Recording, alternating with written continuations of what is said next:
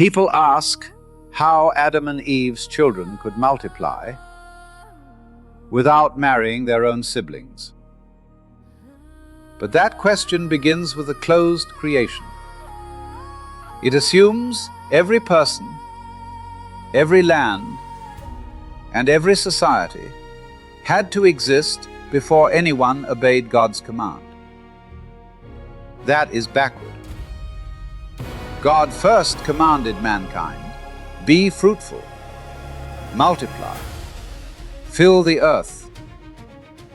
Then mankind had to go outward, and creation had to provide what obedience required. When a son left his parents, not merely to wander, but to fulfill God's purpose, the act of going opened the door.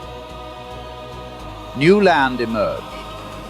New people emerged within that land. Families formed. A culture developed. A society took shape. And from that people, creation provided a wife suited for him.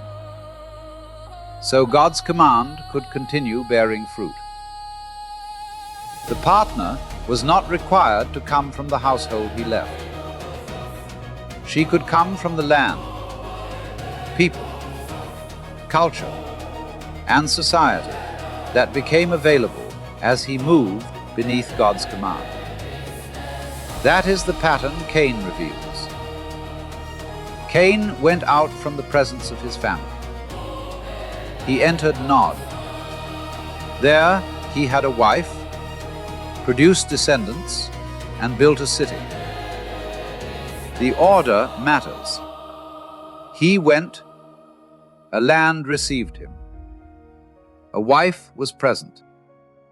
A family multiplied. A society emerged. A city followed.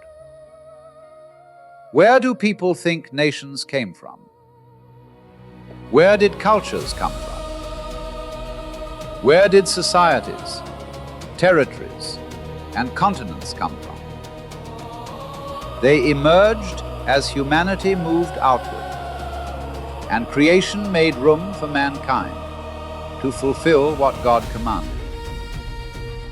God does not command multiplication, then imprison humanity inside one household with no righteous path forward. His command carries obligation for creation itself. If mankind must go, creation must open. If mankind must multiply, creation must provide partners.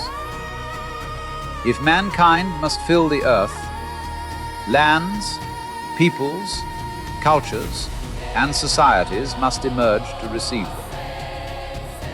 The great deception reverses this. The globe and modern cosmology place an invisible fence around creation, then declare every land fixed, every boundary known, and every possible people already accounted for.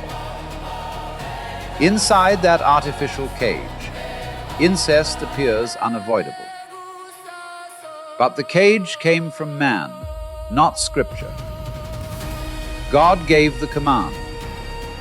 Humanity went outward. Creation opened the land, raised up peoples, formed societies, and provided partners, so the purpose of God could be fulfilled. God's command does not submit to creation's supposed limits. Creation submits to God's command.